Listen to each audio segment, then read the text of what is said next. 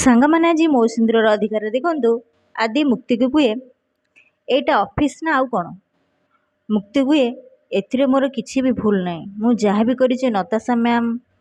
ଆଦି କୁହେ please Mukti please, ତମେ ଗୋଟେ ପରେ ଗୋଟେ ଭୁଲ କରି ଚାଲିଛ ଆଉ ନିଜ ଭୁଲକୁ ଲୁଚେଇବା ପାଇଁ ନତାଶାକୁ ବ୍ଲେମ୍ କରୁଛ। ଆଉ ତମେ ଛୋଟ ଛୁଆ ନୁହେଁ ଯେ ନତାଶା ତମ ହାତ ଧରିକି ତମ ଦ୍ୱାରା ଭୁଲ କରେଇବେ। ମୁକ୍ତି କୁହେ ମୋ କଥା ଆପଣ ଶୁଣିଲେ ସିନା ମୁଁ ଆପଣଙ୍କୁ କିଛି କହିବି। ଆଉ ଆଜି ଯାହା ବି କିଛି ହେଇଛି ତା ପଛରେ ଗୋଟେ କାରଣ ଲୁଚି ରହିଛି। ଆଉ ସେ କାରଣଟା ହେଲା ଆମ ଅଫିସରେ ନତାଶା ମ୍ୟାମ୍ ଆଉ ଷ୍ଟାଫ୍ ମାନେ ଆପଣଙ୍କ ସହିତ ମୋ ନାଁକୁ ଯୋଡ଼ିକି ଗୁଜବ ଉଠାଉଛନ୍ତି। ଆଉ କେବଳ ସେଇଥିପାଇଁ ମୁଁ ଏ ଚ୍ୟାଲେଞ୍ଜରେ ରାଜି ହେଇଥିଲି।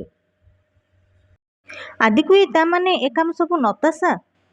କମନ୍ ମୁକ୍ତି, ଛୋଟ ଛୁଆଙ୍କ ପରିକା କଥା ହେବା ବନ୍ଦ କର। ଏଇଟା ଗୋଟେ ସ୍କୁଲ ନୁହଁ। ଆଉ ତମେ ଜାଣିଛ ନତାଶା କିଏ? ମୁକ୍ତି କୁହେ ଆପଣଙ୍କ ହେଡ଼୍ ଅଟିକ୍। ଆଦି କୁହେ ଆଉ ମୋ ପିୟୁଷ ମାଆଙ୍କ ଫ୍ରେଣ୍ଡର ଝିଅ, ଯାହାକୁ ମୁଁ ମୋର ସାଙ୍ଗ ବୋଲି ଭାବେ। ସେ ବହୁତ ପୁରୁଣା ଫ୍ରେଣ୍ଡ ମୋର, ଯିଏ ମୋ କମ୍ପାନୀରେ 5 ବର୍ଷ ହେଲା କାମ କରି ଆସୁଛି। ଏଇଥିପାଇଁ ନତାଶା ବିରୁଦ୍ଧରେ କିଛି କହିବା ପୂର୍ବରୁ ତମ ପାଖରେ ସଠିକ୍ ପ୍ରୁଫ୍ ଥିବା ଦରକାର। ମୁକ୍ତି କୁହେ ନତାଶା ଆପଣଙ୍କ ରିଲେଟିଭ୍ ହେଲେ ବୋଲି କ'ଣ ସେ କିଛି ଭୁଲ କରିପାରିବେନି ନା କ'ଣ? ଆଦି ଜୋରସେ ରାଗି କୁହେ ମୁକ୍ତି।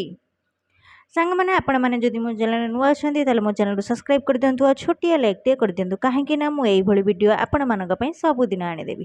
ଜୟ ଜଗନ୍ନାଥ।